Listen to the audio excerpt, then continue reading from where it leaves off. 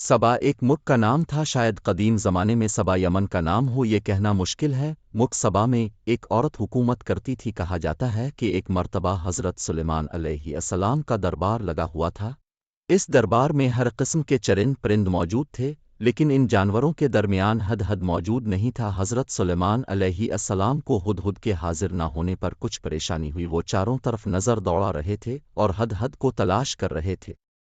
अचानक हुदहुद हाजिर हो गया। हज़रत सुलेमान अलैहिस्सलाम ने देर तक गैर हाजिर रहने की वजह दरियाफ्त की। हदहद ने बताया कि मुल्क सबा में एक औरत हुकूमत करती है। वो अल्लाह के दीन पर यकीन नहीं रखती। वो आतिश परस्त है, इसके पास कसीर फौज है। वो आलीशान महल में रहती है। खिदमत के लिए बेशुमार गुलाम हर वक्त हाजिर रहते हैं।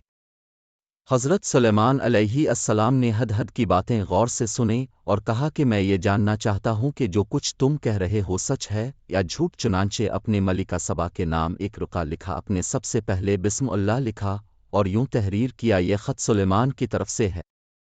मैं अल्लाह के नाम से शुरू करता हूँ जो सबसे बड़ा मेहरबान और बहुत बड़ा रहम वाला है। तुम अपनी सल्तनत पर गुरूर और सरकशी ना करो। पहले तुम अल्लाह की फरमाबरदारी करने का अहद करो, फिर मेरे पास चली आओ। अपने ख़त हुदहुद के हवाले किया और बोले कि ये ख़त उसके सामने डाल दो। हदहद ने ऐसा ही किया। मलिका ने ख़त उठाकर पढ़ा और दरबारियों से कहा और पढ़कर सुनाया और उनसे राय तलब की कि अब क्या करना चाहिए। दरबार में हाजिर तमाम लोगों ने एक राय होकर कहा, हम ताकतवर हैं, इसलिए खौफज़दा होने की ज़रूरत नहीं। हम सुलेमान का मुकाबला करने की ताकत रखते हैं। मलिका सबा ने कहा, ये तो ठीक है, इसमें कोई शक नहीं। हम कमज़ोर तो नहीं हैं, लेकिन हमें सूझबूझ से काम लेना चाहिए। इनसे दोस्ती का हाथ बढ़ाने के लिए मैं तोहफ़े तहाइफ भेजना चाहती हूँ। अगर उन्होंने हमारा तोहफ़ा कबूल न किया तो मैं समझूंगी कि वो पैगंबर हैं। पैगंबरों को माल और दौलत की हवस नहीं होती।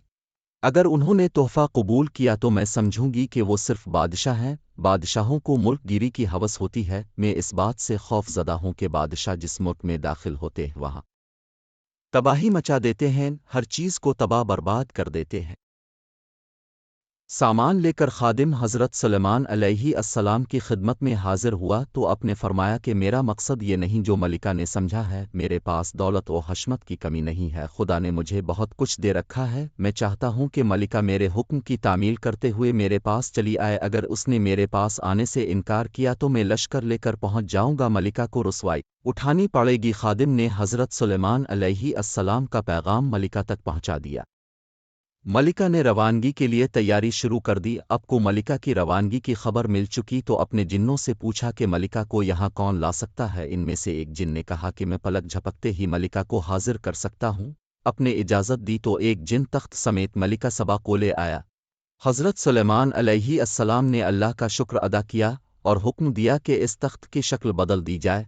जब मलिका दरबार में पहुंची तो इससे पूछा कि क्या तेरा तख्त भी ऐसा ही है। इसने कहा कि ये तो वही है।